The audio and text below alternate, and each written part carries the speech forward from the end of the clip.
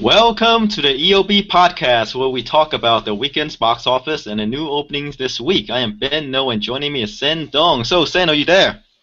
Yeah, I'm here. Hi, everyone. I got my date mixed up. I in the last podcast I said that I'll be gone out of town Uh-huh. this Right. Sunday, this week, Mhm. but I'm not.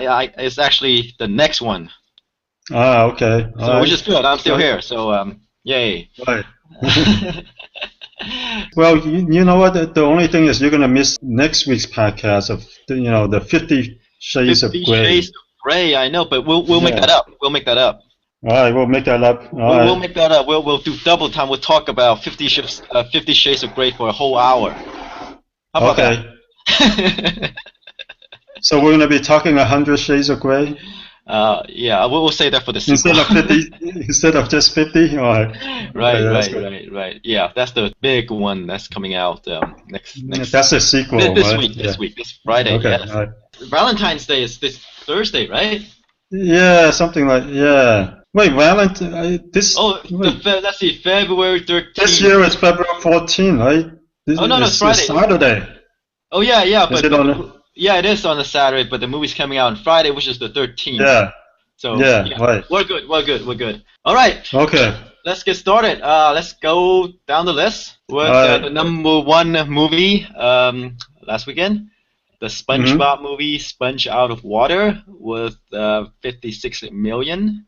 At a budget of 74 million.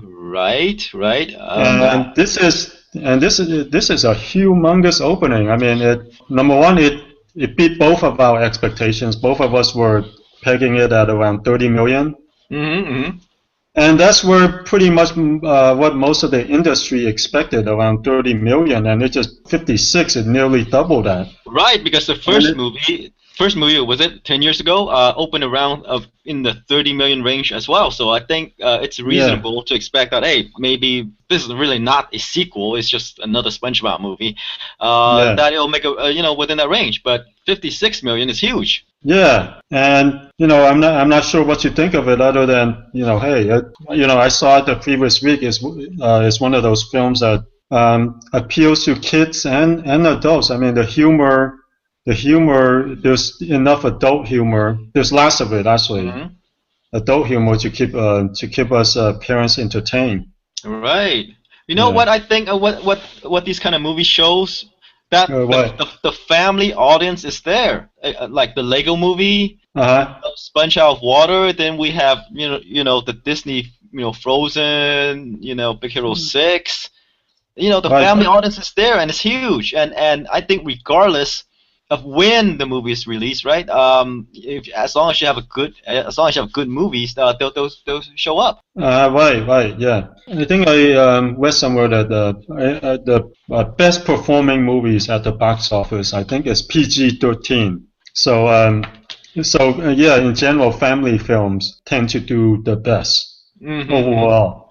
Right, yeah. and when we're talking about family films, right? We're talking about not just for kids, right? We're talking about movies that, on one level appeals to both. Appeals to both, and then the adults. There's something for adults, and more likely that the adults want to take their kids to watch it, because they want to watch the movie themselves. Yeah, right. Yeah, those kind of movies. Right.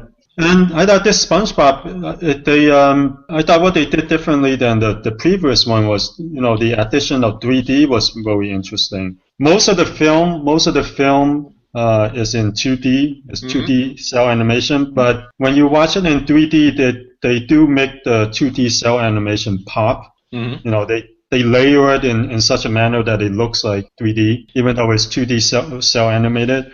And I think for the last third of the film, they finally went to 3D animation, which, like the Pixar and the Disney and the DreamWorks movies. So they do have the last third of it is computer-generated 3D animation rather than the traditional 2D cell animation. Sure, and not to mention that they brought the live action element into this movie as well. Yeah, right. And then I think they have like superpowers. Oh yeah, or something right, like that. So it kind of feed into the superhero kind of thing. So yeah, right. It's a different SpongeBob movie. Yeah. And I thought they, excuse me, had a cold over the weekend. All right, so, get it out, get it out. Yeah. But anyway, and I thought they did it in such a manner that was very creative. Because when you see them underwater, it's 2D cell animation, and then when they get out of the water, then you enter live action, the live action world, and they become 3D computer generated. Which makes a lot of sense, and there are some interesting things too, like the squirrel suddenly looked like a real life squirrel. The animated characters still look at him and go, "Whoa, you look very different." Right. I'm not sure, but I think in the cartoons, the TV show itself, I think sometimes they show the squirrel. I think Sandy was her name. It's a squirrel too. I'm not sure about that. I'm not an expert on SpongeBob. Yeah, but it's still a 2D drawn anamorphic squirrel in the cartoon. It's still like a cartoony looking squirrel. Whereas when they went 3D, Sandy is just it's just like almost like a live squirrel. Right. Which made it, it's like little creative touches like that makes the film great. Actually, when I saw it, I was entertained throughout. The lines just come at you consistently. So I find that I laugh at it more than my kids, and my kids were laughing at it a lot. Right. And looking ahead, there's really not a lot of competition for the SpongeBob movie. Yeah. So I think it's gonna hold over well. It's gonna stay there.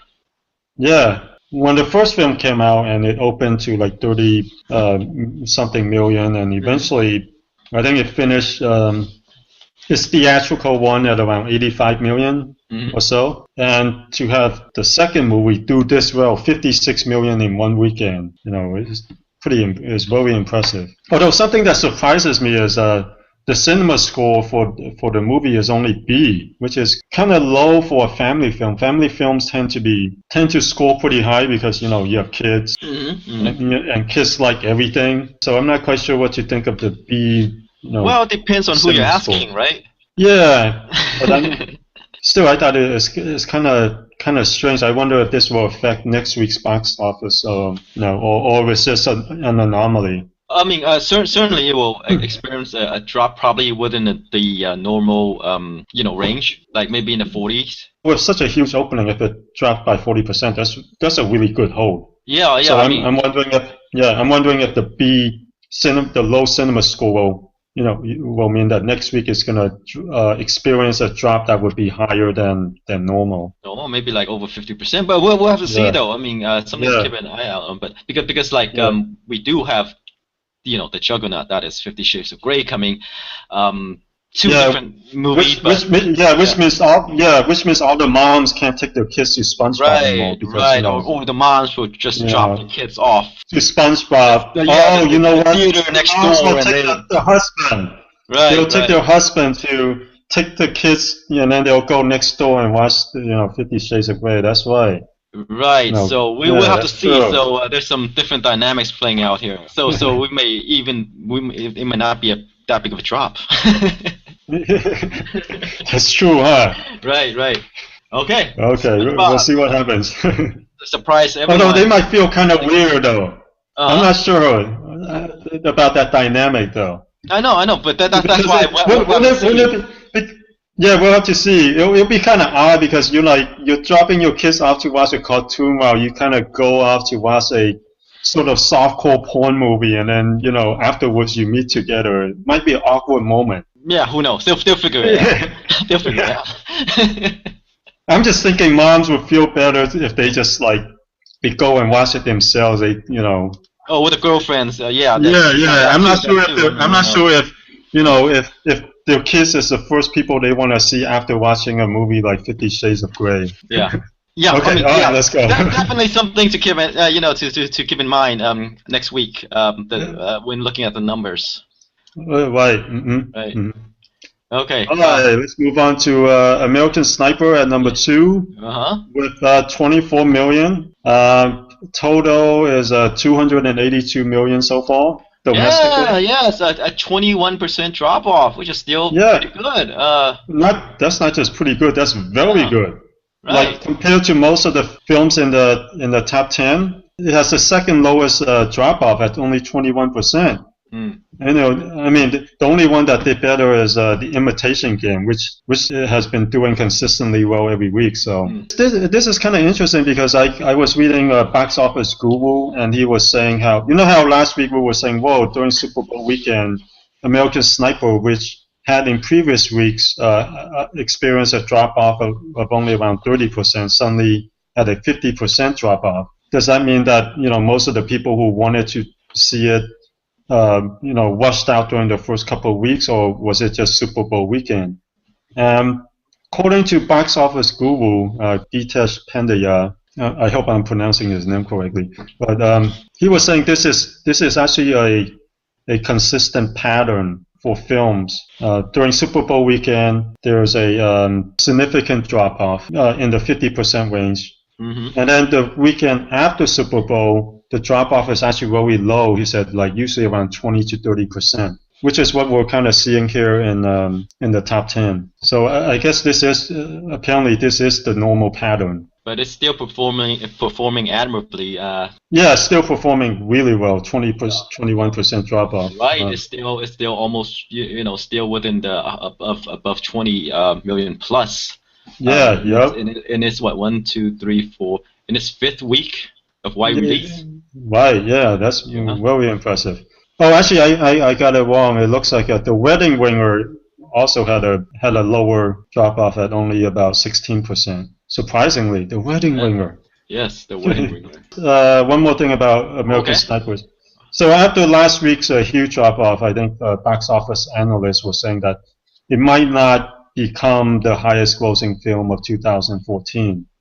But now they're all saying it's a foregone conclusion that it's gonna be the top grossing film of 2014. Oh, right. The other movie being The Hunger Games, Mockingjay, which is at 335 million.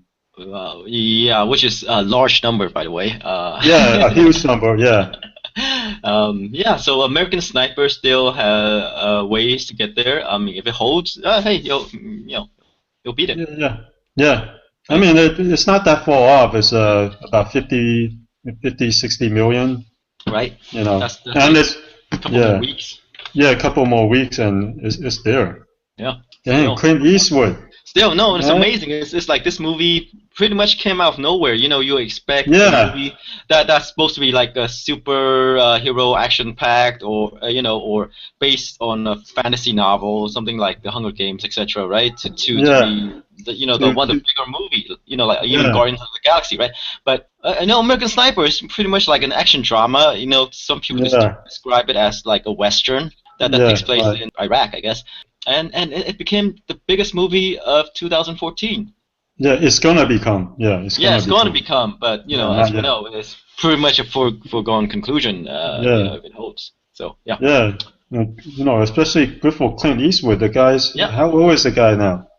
80 something? Probably, but still, like and still cranking out #1 hits. Right, and this movie pretty much came out of nowhere. No one was expecting American Sniper to be the hit that it is. Right. Even if it made half than that, it's still surprising, right? But this one is big. Yeah. All right, let's move on to the other spectrum of box office hit and box office bombs.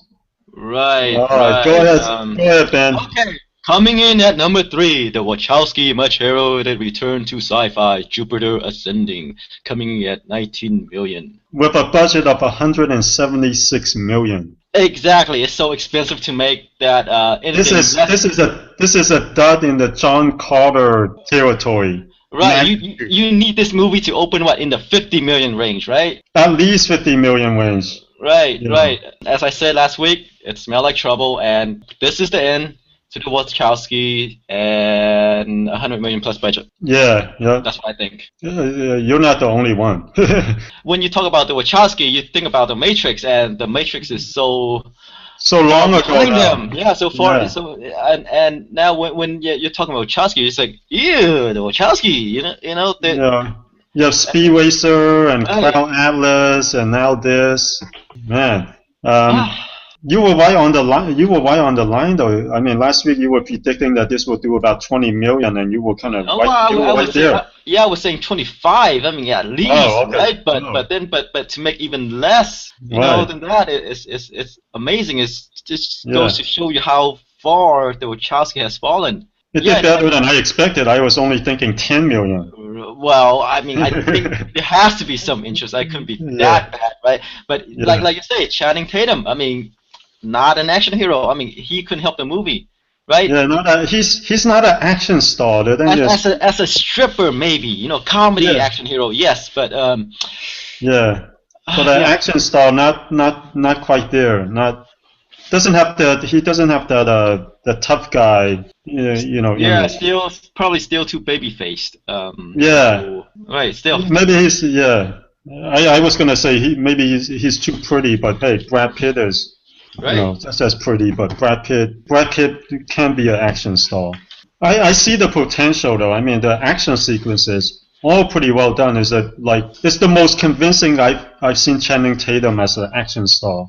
But the only problem with the film was the first 20 to 30 minutes. I was like, oh wait, I was putting this movie at 10 million. You know, after the first 20 minutes, I was like, this movie could do 35 to 40 million. Because even though in the beginning it was kind of silly and whimsical, the pacing was pretty good. You know, you kind of follow it, and the world, even though it's not very unique, it's different in that it takes the character designs from the film world of previous sci-fi films and put them all together. So you have Star Wars, you have Terry Gilliam, you have you even have AI, and all these different characters from all these films are kind of mixed into this, and it looks interesting and kind of pretty, and the pacing was good, and until they get to the romance, and everything just grinds to a halt. Even though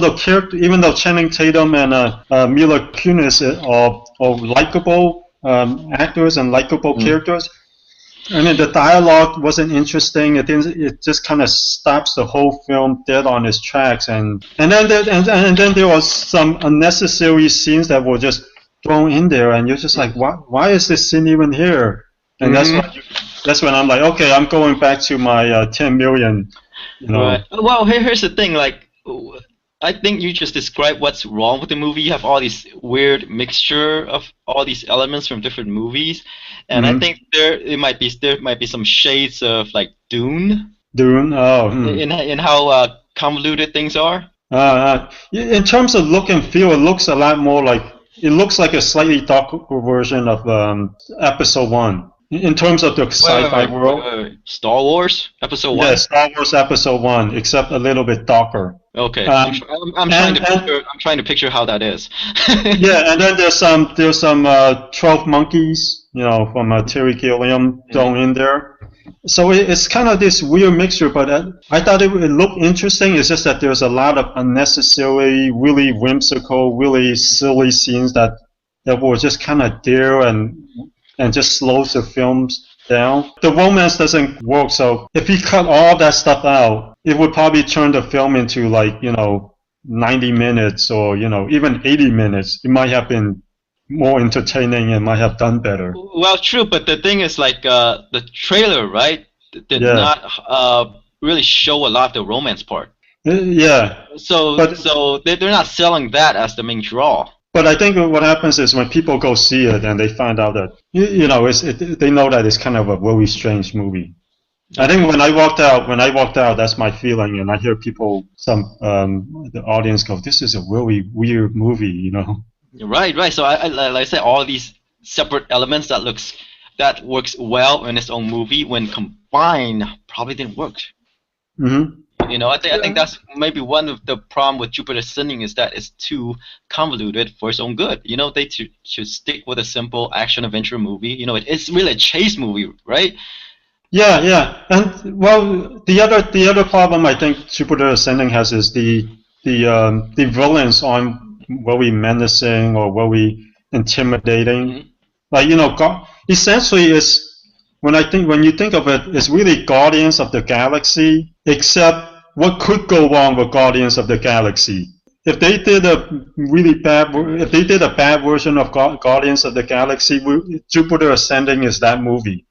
Right, Guardians of the Galaxy has... Let me rephrase that. Okay. If they screwed up Guardians of the Galaxy, the movie would be Jupiter Ascending. So it's pretty much Guardians of the Galaxy without the humor. No, they try the humor. They try humor and it didn't work. Oh wow. It's Guardians of the Galaxy if nothing works. Like the humor doesn't work, the romance doesn't work, the whole world doesn't work. It's like Guardians of the Galaxy's strange cousin. Okay, all right. That's the final word. Also, I heard that Jupiter Ascending is like the first movie of a planned trilogy. So I guess we won't be seeing any more. You know what the other thing is? I can see this being a cult hit though. A cult hit, but can you make... No, a cult hit, it's not going to make back its money, but I can see this developing a following on video of a small group because it's just kind of weird, There is nothing quite like it though, because it's such a strange mix of things and it's so whimsical and it's almost like a Hong Kong movie where people just mix stuff and sometimes it's like anything goes. They just throw in whatever and that's why it came in number 3 with 19 million. Yeah, that's why it bombed. Yes, and we'll leave it at that. All right. Okay, and let's move on to the next one. Even bigger bomb. Number 4, Seventh Son. 7 million. Yeah. Produced for about 100 million. Last week after watching the trailer, I was thinking it could do 20, but yeah, I said 10. Yeah, you said 10. You know what? This week you were more right than I am. You're pretty close. No, it's just that, like I said, Kit Harington is not a leading man material. Julianne Moore does not make a good villain. Even though there are all these special effects. Although from the reviews they did say that she did a pretty good job as a villain. She's great in movies, but she's not a box office draw. Just like Jeff Bridges, Right. He's a great actor. You put him in a movie, it automatically raises the film's credibility and everything else except the box office. Right, and the scary thing is that Warner Brothers was thinking at one point to make a live-action Akira with Kit Harington, either that or one of the King Arthur movies. Oh, yeah. So yeah. Sometimes you don't know what they see in these guys. I don't know. Maybe they're young, they're beautiful. Who knows? Yeah. But anyway, The Seventh Son. It was originally with Warner Brothers, well, developed by Legendary Pictures, right? But the deal between Warner Brothers and Legendary ended, and so Legendary is now with Universal. Mm-hmm. So that's why Universal is releasing the movie. They're like, dang it, why? We should have left it at WB. Yeah. The movie was done was in the can, finished filming, I think 2 years ago. But there was some, post-production thing going on, and we have to postpone it because we have to put more time into the special effects. Right. We need to. Has nothing to do with the quality of the film or that it didn't work. Right. Okay. So next time when studios say we need to put more time into the special effects, it means the film has issues. Yeah. So The Seventh Son could potentially drop out of the top 10 next week. I mean, it has an abysmal opening and doesn't seem like there's a high interest, and it'll drop out. Yeah, it's just going to disappear. Right. Jupiter Ascending will probably have a huge drop off next week too. Yeah, but it'll still be within the top 10. But still, I mean, even if it remains in the top 10, will mean that it will make less than 10 million. Yeah, right, exactly. So, all right, let's move on to number 5, Paddington. Paddington. With 5.4 million. Held up pretty well, on a 35% drop off. Mm-hmm. Considering that the SpongeBob movie made 56 million, I was thinking Paddington would it would eat into Paddington's business, but it's still held up decently well, and it's at 57 million total so far in the U.S. Yeah, but good. It's still, it's great that it's a hit overseas. Yeah. But in the U.S. it did okay. Yeah, it's okay. I think the budget was 50 million, so 60 million, I think. Yeah, 60 million. So it's going to make back its budget, and like you say, we'll see more sequels because of the international growth. I think worldwide it's already made 208 million. Right, and I really expect the second movie to do better than the first. I think the first movie is really brand building. Yeah, yeah. Get the awareness, and then the second movie, like for example, like the second SpongeBob movie, it will do much better. Right. At least that's what I'm thinking. Yeah, and it is very well reviewed too. So so it'll probably find more audience on video. And then by the time they come out with a part 2, that audience would have increased, and it'll probably do a lot better than the first one. Right. At least that's what they hope. Yeah. I think that's what's gonna happen too. So. Right. All right. Should we move on? Number 6. Number 6, Project Almanac, about 5.3 million in the second weekend. So it dropped about 36%. Not bad. Total 16 million. At a budget of 12 million. Still, compared to previous Michael Bay productions, it's pretty bad. But hey, it's not going to lose money. Right. When you're making for a movie for like less than 15. Yeah. I think you're going to be okay. I mean, as long as it has a decent opening. Yeah. So they'll be okay. It's just not compared to his other film on his production list. It underperformed. Underperformed. Right. It's one of those rare misses for Michael Bay produced movie. Yeah. All right. Let's move on to the Imitation Game. Yes, number 7, holding steady. 4.8 million over the weekend. A drop off of only barely any drop off, 3%. True, but it also lost some theaters. So which is even more impressive. It lost over 400 theaters, and it did just as well as last week. Which means that the word of mouth still continues to spread for this film. Yes, it looks like it'll reach 80. I'm still not sure about the 100 million mark. It's at 75 so far. Yeah. And it still doesn't look like it's slowing down. Well, it is kind of slowing down because they're starting to lose theaters.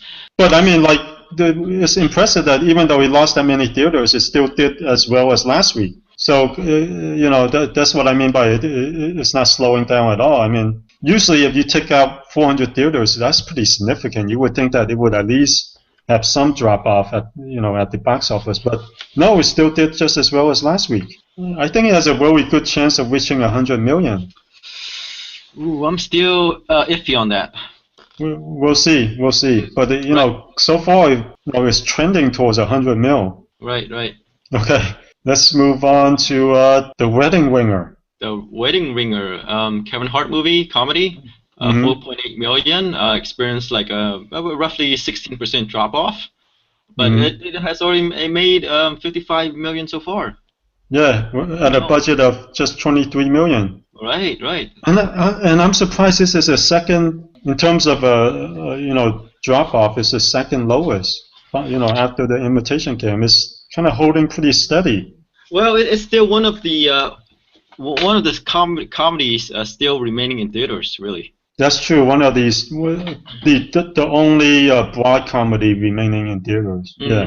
Right. Around 50 or 60 million is what we expect for these kind of movies. Yeah, and it looks like it's gonna do better than that. Yeah. So it's still pretty good. Still a big success for Kevin Hart and his social media skills. His social media skills.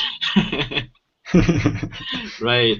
Okay. All right. Let's move on to number 9, Black or White. The Kevin Costner and Octavia Spencer.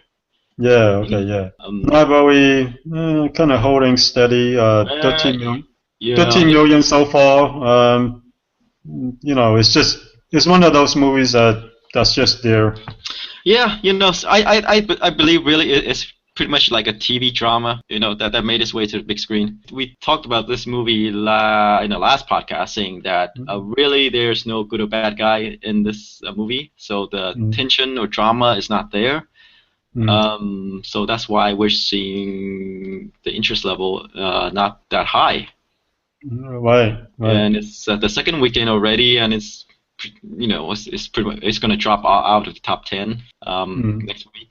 Right. Yeah. Nothing much we can say about it. Nothing much. Yeah. All right. Let's move on to The Boy Next Door, number 10. Okay, number 10, 4.1 million.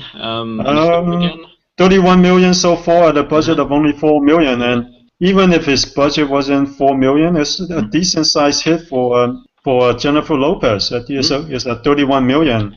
And it's still holding steady. So now it looks like it has a chance to make 40 million, which, for Jennifer Lopez, regardless of it is low budget, it's a decent size hit. Okay, all right. Yeah. The Boy Next Door. Yeah. It's Jennifer Lopez's comeback movie. Maybe, like you said, she just needs to make more of these movies where the poster is showcasing her hotness. That's true, but then again, Jennifer Lopez never really made an effort to become a movie star. She never really pursued. In her younger years, when she's still trying to make it, right? She was doing both music and movies, and she was successful at both. Well, no, I think she put more effort into being a celebrity more than anything else. But I think I'm not sure about that though. I'm not sure, because when you say celebrity, you think people who aren't doing anything else other than hog up the spotlight, like the Kardashians or right, famous for being famous, yeah. Yeah, where she's you don't hear that much gossip about her. She's either producing an album or a movie, so she's been focused on her work more than the celebrity actually. Yeah, true, but I'm just focusing on the movie aspect. I don't think that she really put it at the forefront. It's one of those things. I feel like she started pursuing her music career, and her music career went off. So she kind of did that a little bit more. Mm-hmm. And then I think did she have a baby? Did she have a kid? She did. I think. Yeah, so I think when she had a kid, she started doing American Idol because when you have a kid, it's better that you stay in one place rather than go around the world making movies. But now she's probably going back to the doing a movie here and then doing an album there. She's one of those actresses, one of those rare actresses who is successful at both areas, music and movies. Right, but I feel that she could be even bigger than she is now. That's what I'm saying. If she just continue, to pursue it, but I don't think she really did. I think she just chose a movie. I think that she's just comfortable for her, more kind of thing, and then it just fell off from there. Yeah.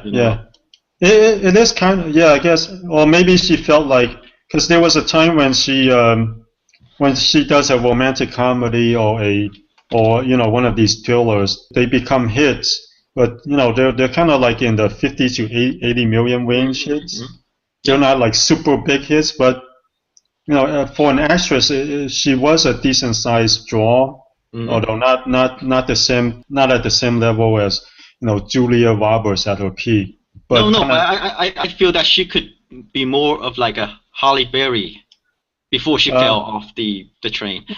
Well, she is a bigger star than Halle Berry. In terms of the box office, she's a with Halle Berry, if you take off the X-Men films, she's not as big of a draw as Jennifer Lopez.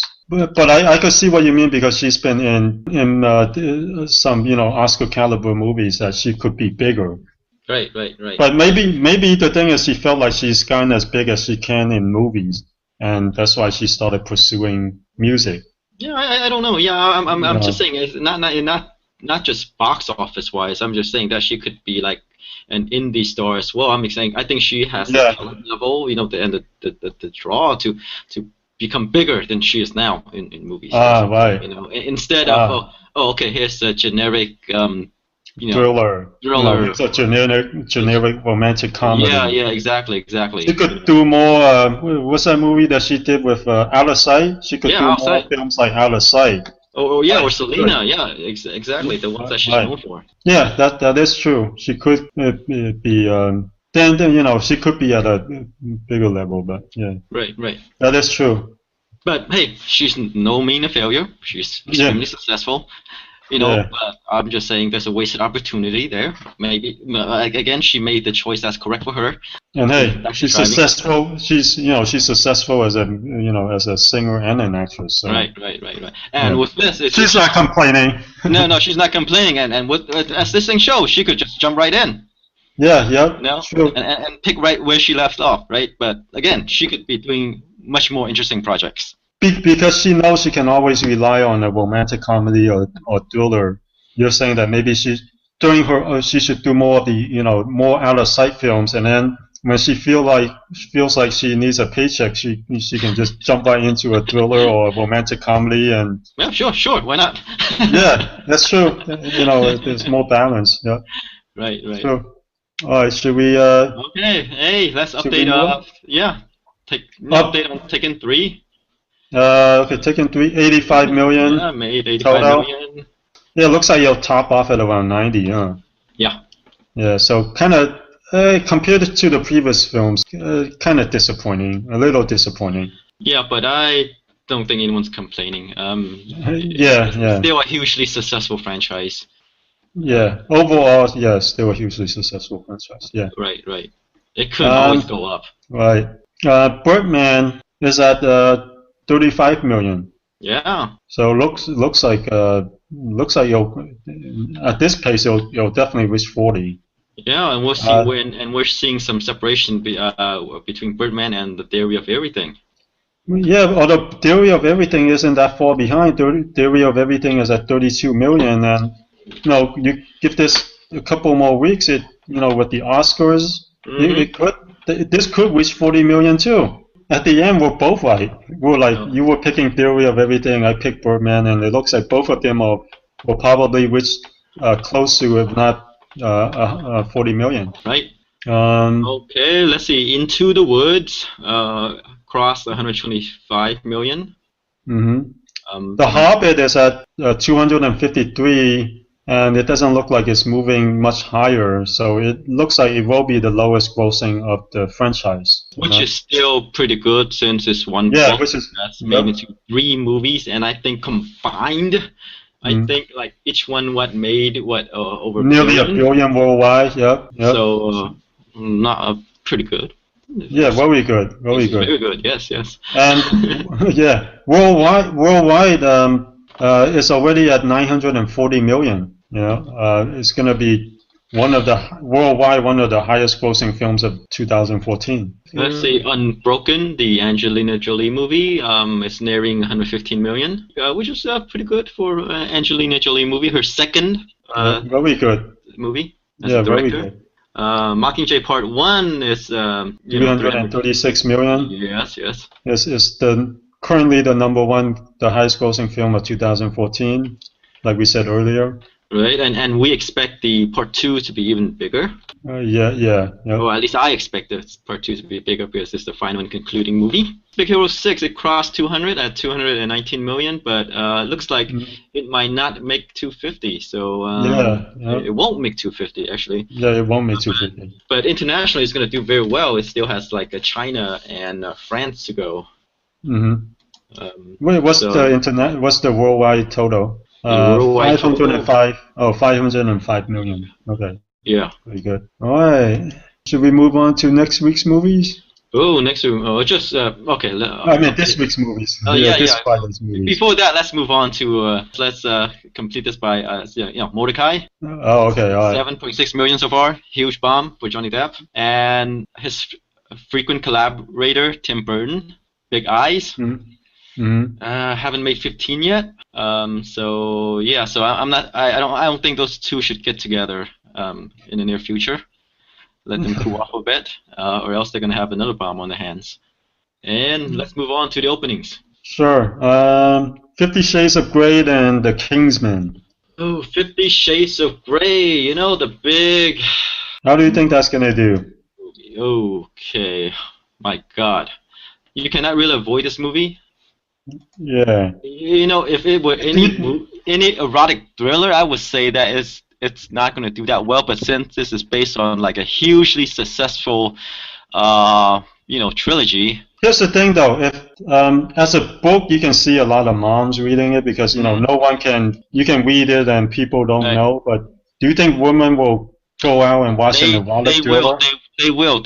Like Magic, Magic Mike. They went out and watched guys strip, but look, women will watch it. That's what I'm saying. I think this movie is like Sex and the City. Oh, okay. So they would go out and watch it anyway. So they're gonna get together and go out and watch it. Yeah. Okay. All right. Yeah, I could see that. So how? So what are you gonna pick the opening? Oh, I think it's gonna do 50. You think it's gonna do 50? I think it's gonna do 50. What was Magic Mike's opening? This is beyond Magic Mike. This is like I say. This is in the Sex and the City territory. Yeah, Sex and the City was like 56 million, was it? Magic Mike, 39 million.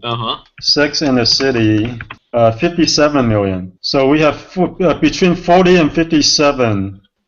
So do you think it's beyond? Do you think it's beyond Sex and the City? You know, Sex and the City has a huge following because of the TV show. But I'm not sure if 50 Shades of Grey is bigger than that. But since the subject matter is a little bit more edgy, right? So still, I think this is gonna be huge. This is gonna be huge. Like I think 50 is fair. So you're putting it in between Magic Mike and Sex and the City. Yeah. Kind of. Okay, yeah. I guess I'm kind of around there too. I'm not quite sure what you think. I'll put it at 40. I'll put it at Magic Mike. Okay, so we'll have to see where it lands. I mean, this one... although I could see for guys, they're like, whoa, Well, I wonder if Vice will take their... Since this is marketed as a Valentine's film, I wonder if women will take their significant others to see it. I think I saw the trailers and it looks actually better than I expected to be. They didn't really highlight the BD part, right? But and then the character, I mean the people, the actors who play them, or it looks pretty good. It's pretty attractive people. And unlike something like Jupiter Ascending, right? You see some chemistry there, and you want to know how their stories turn out. Well, here's the thing, though. Sex and the City, the audience for that film franchise is like, I think it was like 80% female. So I'm wondering if 50 Shades of Grey will be 80% female, or because they market this as a Valentine film, or would this be the kind of film where women bring their boyfriends or their husbands to see? I think if they have a husband or boyfriend, they'll bring them to see it. Because with Sex and the City it's different. It's just women. Well, Sex and the City. Women gather their other women friends and they go and watch it. True. And will this one be more like that, or will this one be more of a date movie? I'm not sure if this is a date movie, even though it is a romance. Like Sex and the City is a comedy. Yeah. Right? This one is more of a drama with a touch of like kink. Yeah, and the thing is, they market it as a date movie because they market it as a Valentine's Day film. Right. I could see how guys would be like, oh, please bring me to see this. Please bring me to see this. Yeah, well, like you say, there's no objection on the guy's part, right? So yeah. There's no barrier. They'll probably say, "Oh man, I don't want to see this. Oh, why do you have to drag me to it?" Right. But deep inside, they're like, "Yes." Oh, okay. I'll take your word for it. Well, I don't know. You're so into this drama. Because it's kind of weird. I was on a plane once, and some woman was reading 50 Shades of Grey, and she moved seats and she accidentally left it behind, and some guy picked it up and go, oh, you left this, and well, back then I didn't know what 50 Shades of Grey was, but if I knew, I would have been like, oh, she's basically reading mommy porn, you know. Oh yeah, kind of, but it's still right. It's just like a romance with a hint of kink, really. Right. So just a story, really. I mean, when you get down to it, like people who are damaged people who is trying to in their own way look for connection. Well, basically Twilight with S&M. Oh yeah, so it is Twilight with S&M because it's a fan fiction based on Twilight. Okay. Right. So yeah. It's I think based on the book's popularity, based on the book's popularity. You're thinking 50. Yeah, I'm thinking 4. I'll put it at 40. All right. The Kingsman, The Secret Service, right? Directed by Matthew Vaughn, starring Colin Firth, Samuel L. Jackson, Michael Caine.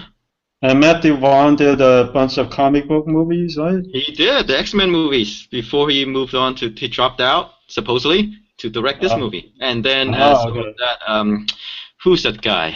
The guy who directed the first X-Men movie.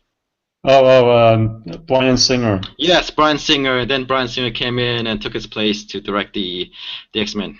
Whatever. Okay, so anyway. What? Okay, it's based on a comic book. Oh, okay. By the person who I think wrote Kick-Ass. Ah, okay.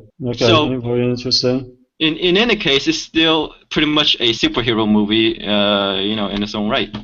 Yeah, and the trailer looks pretty good. I thought it looks fun. It's very bright and shiny, and with cool gadgets, and I think it looks decent. True, but none of the principles. One of the principles or box office draws. Exactly. Okay, Colin Firth. Sam Jackson. Yeah, he's my best buddy. Right. We go out drinking all the time when I'm in London. Right, and he cuts you out all the time. But in any case, right? The people, the young actors playing these spies in training, right? Yeah. None of them are memorable. You don't know who they are. They cannot carry their own movie. So it's pretty much a movie about with Colin Firth and Sam Jackson. Yeah. Although based on the trailer, I didn't think they were bad. I thought. Well, they put a lot of Sam Jackson in that sense because he's a bad guy, right? And then Colin Firth, since he's pretty much the M. Mm-hmm. Like in the James Bond movie, he's training these people, and he's badass himself. Mm-hmm. Right? Oh wait, Michael Caine's in it too. Yeah, I know, but they didn't show him. And if they did, okay. I missed it. Well, according to Rotten Tomatoes, he's in it. Right, he is in it, but they didn't show a lot of him in the preview. Yeah, but the thing, I guess everything looks good, right? Except I think it has the problem with the Kick-Ass movies is the recognizability. No one know what it is. Well, the first Kick-Ass movie did, I think, around 50 million. Right, which is not good. Total. Which is not good. Well, right. It's okay. Well, it's okay because the budget was pretty low, and they knew going into it that it's not the kind of film that, it's not a property that's super well known. Mm-hmm. So the budget was kind of low, and 50 million was good enough for them, and it was well reviewed too. So that's why we had a Kick-Ass 2, but Kick-Ass 2 didn't do that well. I know they reluctantly make Kick-Ass 2 because the first movie, while did okay, wasn't like hugely popular, right? Yeah, right.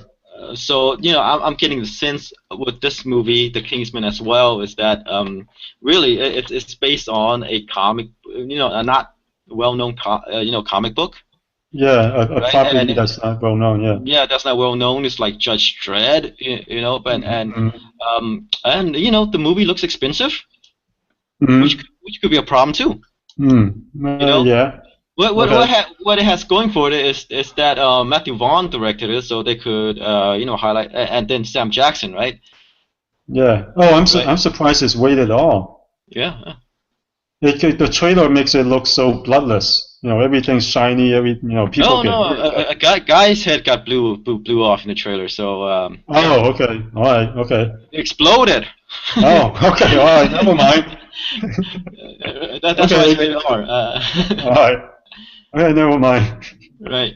So what are you putting it at? Oh, it did. It opened in the UK already.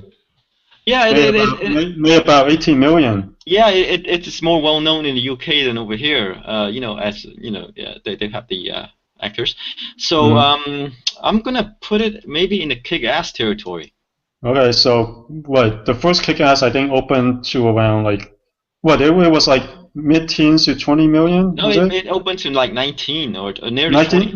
Nearly 20 million. Yeah. So you're thinking? So is that the number you're pegging it at? I think that's where I'm gonna go.